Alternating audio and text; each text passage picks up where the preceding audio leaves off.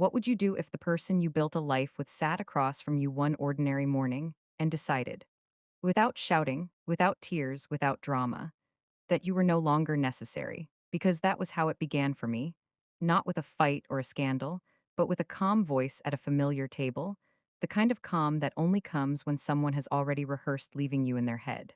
We were sitting where I had spent decades packing lunches, balancing bills, helping with homework, and listening to promises that sounded permanent at the time. And he couldn't even meet my eyes, just stared into his coffee like it might rescue him from what he was about to say. And then he said it slowly, politely, almost kindly, that he thought we had outgrown each other. As if a marriage were a pair of shoes you discard once they lose their shine. I remember thinking how strange it was that after all those years, 27 of them, the end came wrapped in such casual language. Not anger, not grief, just dismissal. And in that moment, I didn't cry because shock has a way of freezing your body before it frees your tears. I had given up a promotion when our son was born because his hours were unpredictable, and someone had to be steady. Someone had to choose the family over ambition. And I did it without resentment because that's what partnership was supposed to mean. So I ran the house, handled the finances, kept the lights on, kept the peace, took care of his sick mother when no one else would, told myself loyalty would be returned in kind. And yet here I was being told I was too old, too boring, too settled for the new life he suddenly wanted. And the most unsettling part wasn't that he wanted to leave. It was how certain he sounded that I would simply accept it. Within days, there were papers. Within weeks, he was gone, claiming he needed space. And I believed him because believing was easier than admitting the truth that was already forming beneath the surface. The truth that he hadn't left to be alone. He had left to be replaced.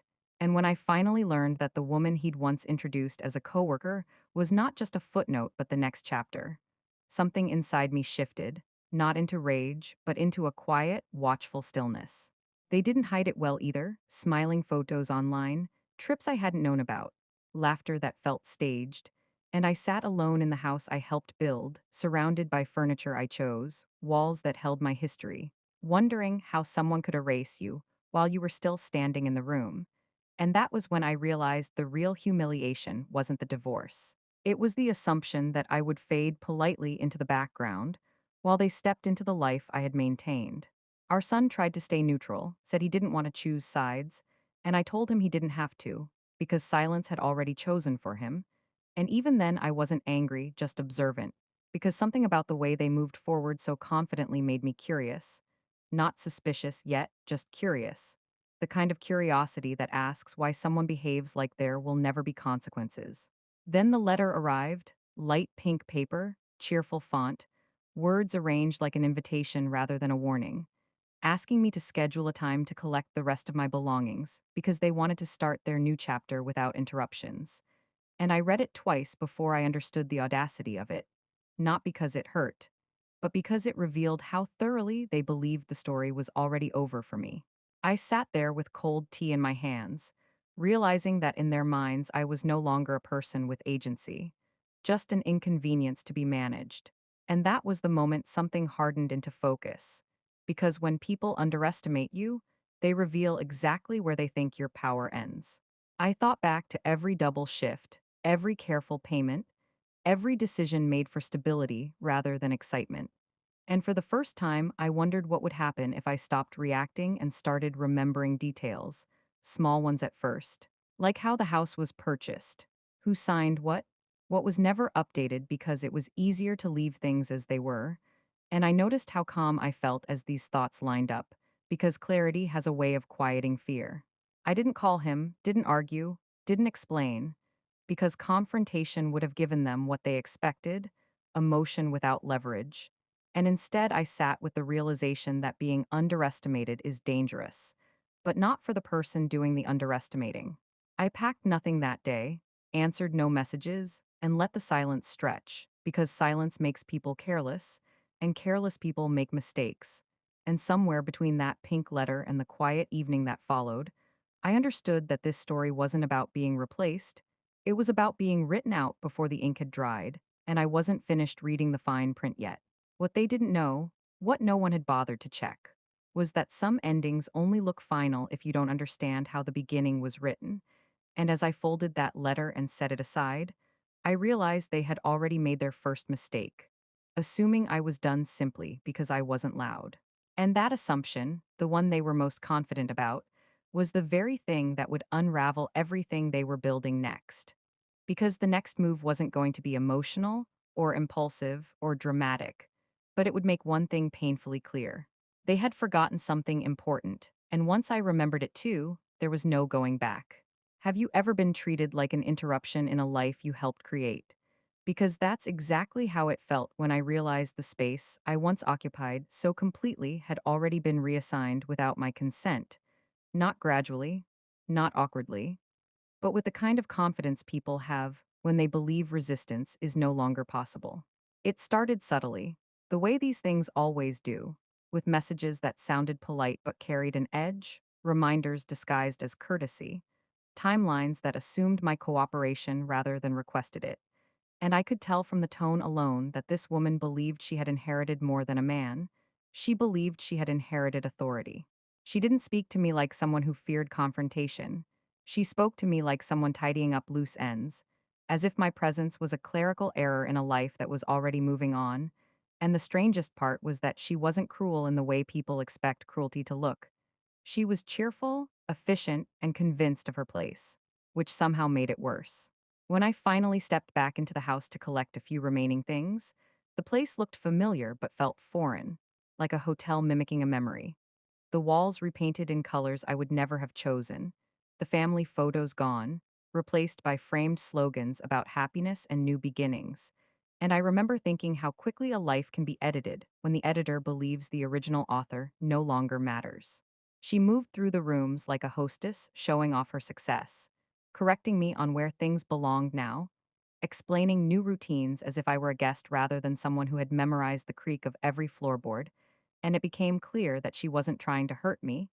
She was trying to erase me, because erasure is easier when you convince yourself the person was never essential in the first place. I didn't argue, didn't defend myself, didn't remind her of the years that had come before her, because there is a particular power in letting someone reveal exactly how much they underestimate you, and she underestimated me completely, mistaking my calm for surrender, my silence for weakness, my lack of spectacle for a lack of options. She spoke freely, too freely, about plans, about changes, about how nice it would be once everything was settled. And I listened the way you listen when you're gathering information rather than responding emotionally, noticing details like how confidently she used the word ours, how she referred to decisions that had already been made, how she never once asked what I wanted, only told me what would be convenient. Even my ex seemed different around her, puffed up, certain, performing happiness as if volume could replace substance. And when he spoke to me, it was with the gentle impatience reserved for people you believe are on their way out, people whose objections no longer require serious consideration. They both behaved as if the story had already concluded, as if I were a chapter they'd skimmed and closed, and that belief shaped every interaction, every dismissive glance, every boundary they assumed they had the right to set. But here's what people forget when they rush to occupy a life that isn't fully theirs yet. Confidence without confirmation is just a gamble, and gamblers tend to reveal their hands early. I noticed how she insisted on rules, on schedules, on structure, the way someone does when they're trying to secure territory quickly. And I noticed how he backed her without question, not because he was strong, but because he was afraid of appearing uncertain in front of her. And fear makes people careless. There were moments, quiet ones, where I could see flickers of unease in her eyes, especially when I didn't react the way she expected, when I didn't cry or beg or rage. Because people who thrive on displacement rely on emotional confirmation. They need proof that you feel defeated, and my refusal to provide it unsettled her more than any confrontation could have. She mistook my composure for acceptance, assumed my lack of protest meant agreement, and in doing so, she began to act as if I were already gone, already irrelevant, already powerless, and that assumption shaped everything that followed. I left that day with a small box of personal items, not because that was all I owned, but because that was all I chose to take. And as I drove away, I felt something settle into place, not sadness, but certainty, Because once someone believes you no longer matter, they stop guarding their advantages. That night, I didn't sleep much, not from anxiety, but from a growing awareness that something about this situation didn't add up. Something about how boldly they behaved, how quickly they claimed space, how little concern they showed for consequences, and it made me wonder what else they had assumed, what else they had failed to double check in their rush to start over. I replayed conversations in my head, the way she spoke about timelines, the way he dismissed logistics, the way both of them seemed convinced that the past had been neatly severed, and I realized that confidence like theirs doesn't come from certainty. It comes from belief that no one will challenge the narrative they've chosen. That was when I understood that the most dangerous thing in that house wasn't their arrogance, it was their ignorance. Because ignorance leaves doors open that confidence walks right past. I didn't confront them, didn't correct them, didn't clarify misunderstandings, because every word I withheld allowed them to continue revealing what they thought they knew. And the more they revealed, the clearer it became that they were building their new life on an assumption they had never verified. I went home that night to a quiet space that was temporarily mine, sat at a small table with a notebook I hadn't used in years, and began writing down details, dates, decisions, names, not as a record of pain, but as a map because clarity turns memory into strategy. I wasn't plotting revenge, not yet. I was simply taking inventory, and inventory has a way of showing you assets you forgot you still owned. As I closed that notebook, one thought repeated itself with unsettling calm. They are behaving like people who believe everything is settled, and people who believe that rarely see what's coming next. Because the truth was, something wasn't settled at all, and once I noticed what they had overlooked, the balance of power shifted in a way neither of them would recognize until it was far too late. What if the very thing they assumed was finished was the only reason I still had leverage? Because that's the question that kept circling in my mind as I began connecting details I had ignored for years, details that never mattered when love felt stable, but suddenly became very important when stability was replaced with certainty that wasn't earned. I wasn't looking for revenge when I started retracing the past. I was looking for understanding, trying to make sense of how two people could behave with such confidence while standing on ground they hadn't fully inspected. And the more I thought about it, the clearer it became that their certainty wasn't based on facts, it was based on habit. Habit makes people lazy, especially when they think the hard part is over, and they believe the hard part had ended with the divorce papers, that once signatures were exchanged, everything else would fall into place automatically. But life doesn't work that way, especially when shortcuts were taken along the way. And as I sat there flipping through old folders, memories surfaced that hadn't carried weight before, conversations about refinancing that never happened, paperwork postponed because it felt unnecessary at the time, decisions delayed because they trusted the future would always be cooperative. I remembered how I had been the one to find the house, how I had scraped together the down payment through overtime and careful saving, how my name had stayed on documents simply because no one bothered to change them, and that realization didn't hit like a lightning bolt. It landed slowly, deliberately, like a door opening 1 inch at a time. I didn't celebrate, didn't smile, didn't feel triumphant, because this wasn't about winning yet. It was about confirming what was real. And reality has a way of sobering you even when it's in your favor. I made one phone call, not to confront anyone, not to demand explanations, but to ask a simple question framed in the language of curiosity rather than accusation, and the answer I received changed the shape of everything without making a sound. The calm voice on the other end explained what my options were, what the law recognized regardless of emotion, and what rights remained intact simply because they had never been formally dissolved. And as I listened, I felt something unfamiliar settle in my chest. Not anger, not fear, but control. Control doesn't shout, it listens, it gathers, it waits. And I realized in that moment that, while they had been busy rearranging furniture and rewriting narratives, they had overlooked the foundation entirely. I didn't tell anyone what I had learned. Not my ex, not his wife, not even my son, because information is most powerful before it becomes public, and I wasn't ready to spend it yet. Instead, I let them continue as they were, confident, dismissive, convinced that the past had no authority over their future. And in doing so, they continued to reveal their assumptions, assumptions that would soon work against them. They spoke openly about plans, about budgets, about what they could and couldn't afford, never once considering that affordability only matters when ownership is absolute. And every time they spoke that way, it confirmed that they had never asked the right questions. I stayed quiet on purpose because silence creates space. And in that space, people tend to project their expectations onto you, and their expectations were clear. They expected me to retreat, to accept, to disappear gracefully so their story could proceed uninterrupted. What they didn't realize was that I wasn't retreating, I was repositioning, and repositioning requires patience, not performance.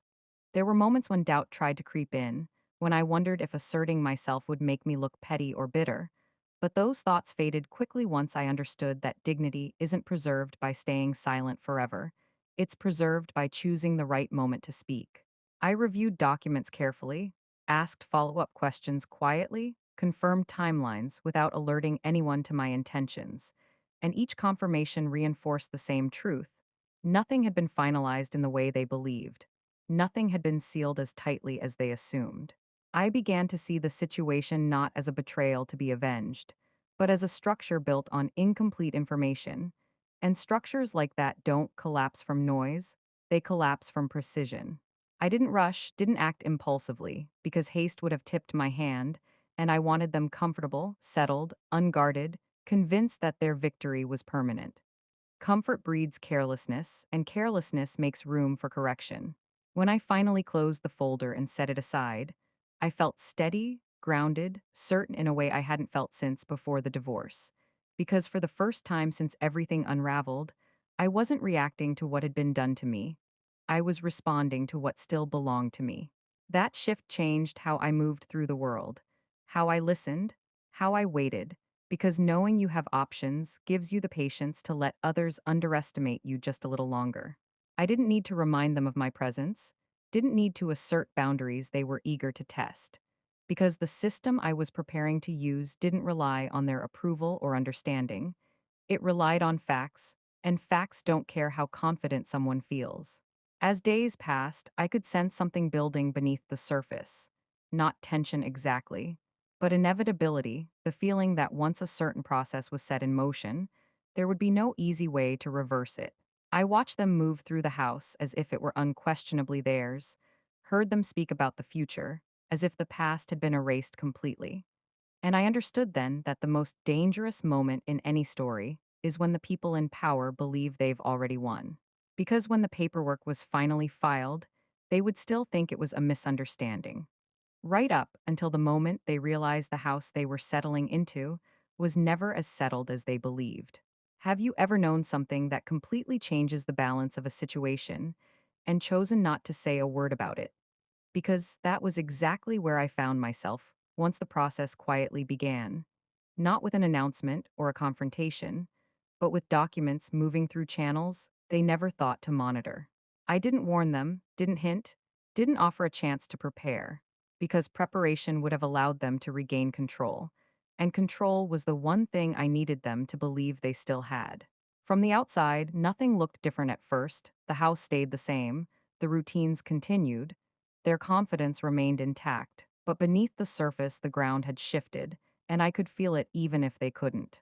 There is a strange calm that comes when you stop trying to be understood and start trusting a process that doesn't require explanation. And that calm settled over me as I watched them move forward with plans that were already unraveling. The first signs were small, almost imperceptible. A change in tone during conversations, a new edge of impatience when logistics came up, questions that circled the same topics without quite landing anywhere useful, and I could tell they were sensing resistance without knowing its source. They reached out more often then, not to reconcile, but to clarify, to make sure things were proceeding the way they expected, and I answered just enough to confirm nothing, because uncertainty is more unsettling than conflict.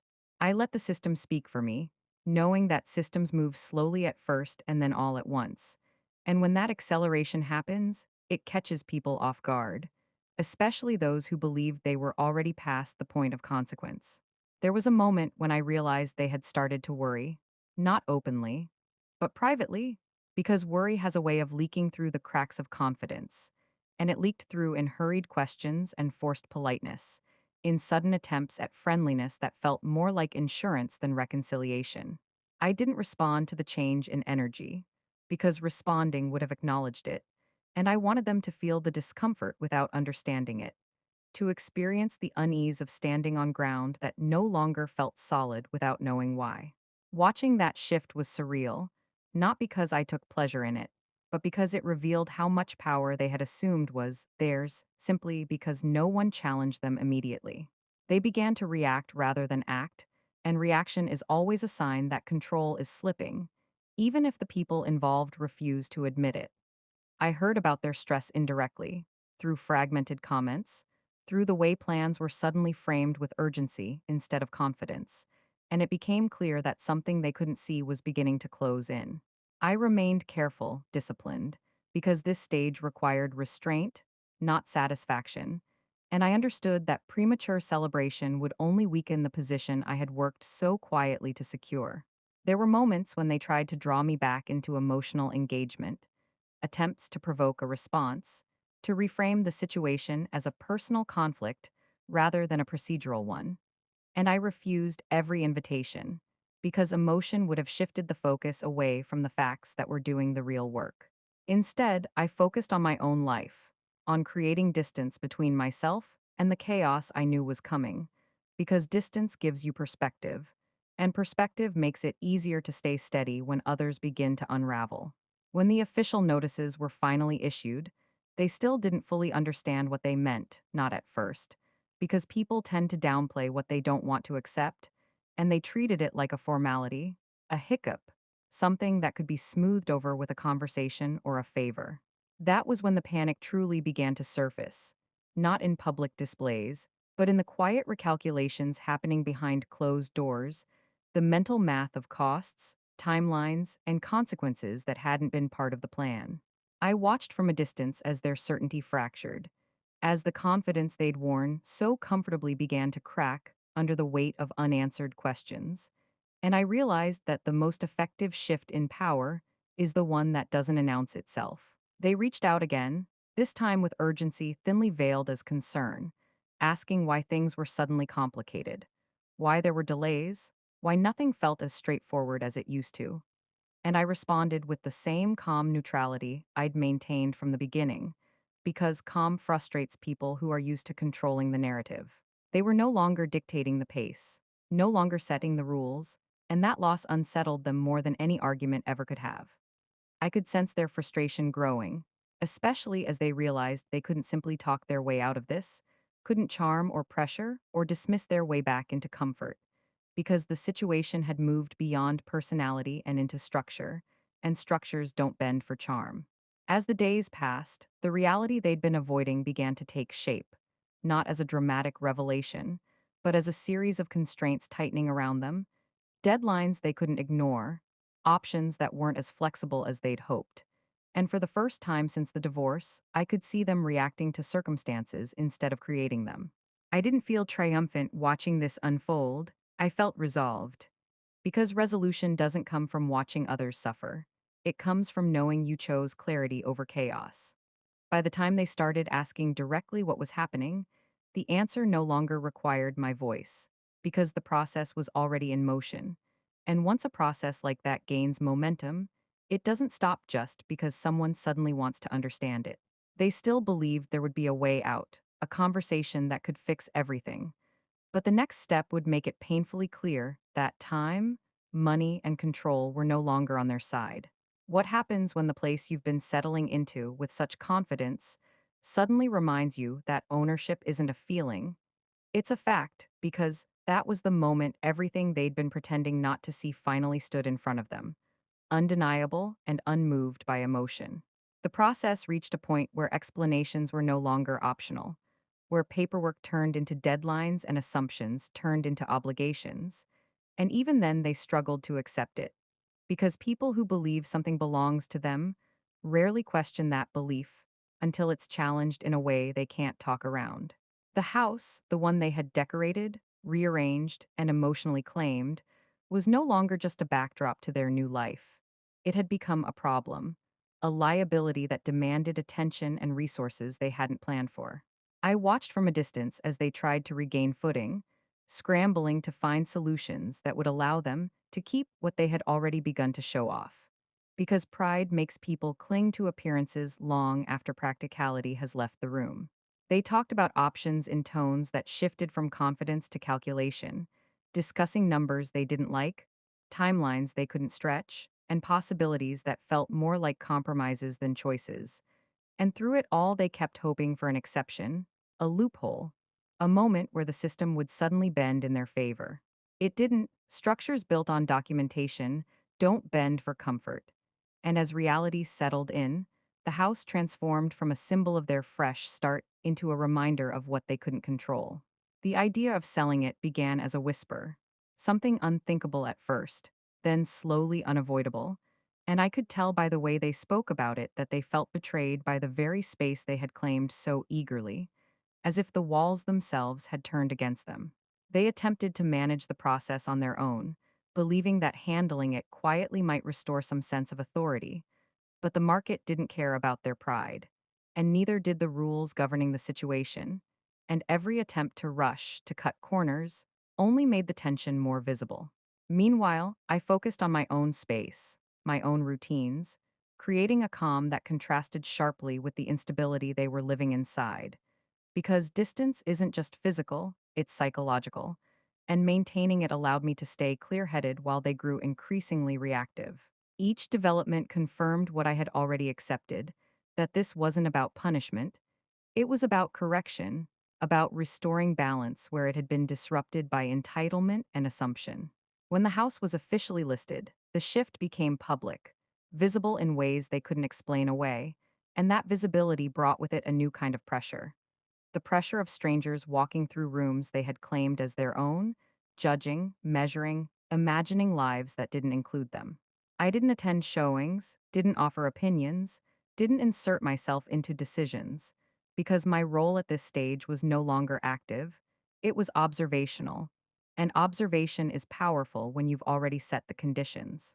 They were forced to cooperate, to maintain appearances they could no longer afford emotionally, to keep everything pristine while knowing it was temporary. And that kind of forced performance wears people down quickly. I heard about their arguments indirectly, the stress fractures forming as financial reality collided with emotional denial, and it became clear that the foundation of their relationship, built so quickly on displacement, was not equipped to handle sustained pressure. The house magnified everything, every unresolved tension, every regret, every miscalculation, and instead of sheltering them, it exposed them. When an offer finally came in, serious and uncompromising, it carried with it the weight of finality, and I accepted it without hesitation, not because I was eager to close the chapter, but because the chapter had already written itself. The speed of the decision surprised them, and I could sense their desperation as they searched for ways to delay, to negotiate, to hold on a little longer. But there was nothing left to negotiate, because the facts had already been established and the outcome was no longer flexible. Watching the process move forward felt less like victory and more like gravity, inevitable, impartial, and unaffected by protest. And in that inevitability, there was a strange peace. The house that had once been the center of my life was now simply an asset being transferred, its emotional weight dissolving as the reality of closure approached. And I understood then that ownership is temporary, but dignity is not. They had believed the house was theirs because they occupied it, because they lived inside its walls and filled it with new routines. But occupation without authority is fragile, and when authority reasserts itself, it does so without apology. As the closing date approached, the tension reached a point where there was no room left for denial, only consequences, and the house, which had once symbolized their triumph, now stood as proof of their miscalculation. They still hoped for mercy, for a last minute intervention that would soften the outcome. But the next step would force them to face the reality they'd avoided, and it would come from the one place they never expected it to. Would you ever help the people who replaced you? Because that question stopped feeling hypothetical the moment they reached out. Not with confidence or entitlement this time, but with hesitation, the kind that reveals how completely the ground has given way beneath someone's feet. By then, the outcome was no longer uncertain. The sale was moving forward with a momentum that couldn't be slowed, and the reality they had avoided was now unavoidable. But even in that moment, they seemed to believe there might be one final lever left to pull, one last appeal that could soften the landing. The tone had changed entirely, stripped of certainty and polished assumptions, replaced by a careful humility that felt rehearsed, as if vulnerability could be switched on the way authority once had been. They spoke about stress, about confusion, about how quickly everything had spiraled, and I listened without interruption, not because I owed them that courtesy, but because listening costs nothing when your decision has already been made. What struck me wasn't the request itself, but the belief behind it. The belief that after everything, after being dismissed, replaced, and quietly erased, I would still step in to stabilize the life they had built without me. It revealed a misunderstanding deeper than any legal oversight. The misunderstanding that my role had always been to absorb impact so they wouldn't have to. I didn't respond immediately, because silence was the only honest reaction I had left to give. And in that silence, they filled the space with explanations, with justifications, with versions of events that reframed their choices as inevitable rather than intentional. They spoke as if circumstance had forced their hand, as if the displacement had been accidental. And I realized then that accountability was something they had never planned to carry themselves. When I finally did speak, it wasn't with anger or satisfaction, but with clarity, because clarity doesn't escalate conflict, it ends it. I made it clear that my involvement in their future was finished, not as punishment, but as boundary, and boundaries don't require negotiation once they're set. The request for help lingered awkwardly after that, unsupported by leverage or entitlement, and eventually it faded into resignation, because there was nothing left to argue against. The sale closed quickly after that, clean and final, and with it came a sense of resolution I hadn't anticipated, not relief exactly, but alignment, the feeling that things had returned to where they were supposed to be all along. The house was no longer a battleground or a memory. It was simply a transaction completed, its value converted into something tangible and unshared, and that finality carried more peace than I expected. They struggled in the aftermath, that much was clear, their stability unraveling without the structure they had taken for granted. And for the first time, I saw them without the confidence that had once shielded them from consequence. There was no satisfaction in that sight, only confirmation, confirmation that choices matter even when they're made quietly. And that displacement has a cost, whether or not the people responsible are ready to pay it. I moved forward deliberately, choosing distance over dominance, because dominance would have tied me to their story longer than necessary, and I had no desire to remain part of a narrative that no longer served me.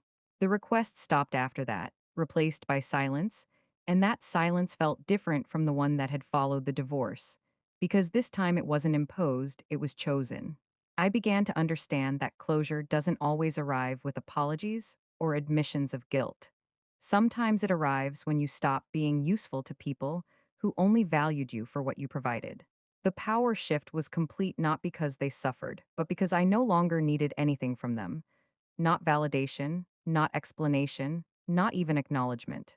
I had reclaimed something more important than the house, something they could never ask for or take back, and that realization grounded me in a way nothing else had.